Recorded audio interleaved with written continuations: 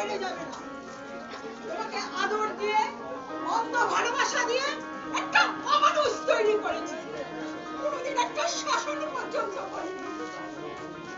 কারণ তুমি বাপ মামারা আমার বংশের একমাত্র প্রদীপ।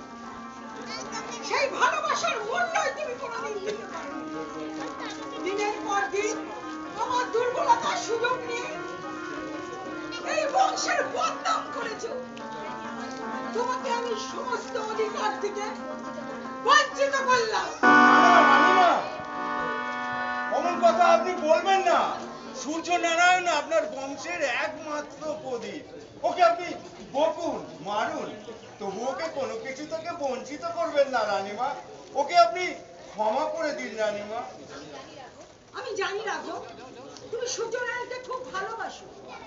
ওর মা মরার পরে তোমরা দুজনেই তোকে কোলে পিঠে করে মানুষ। হ্যাঁ রানীমা, তাই বলছি বাপ মা মরা ছেলেকে এত বড় শাস্তি আপনি দেবেন না। ওর হয়ে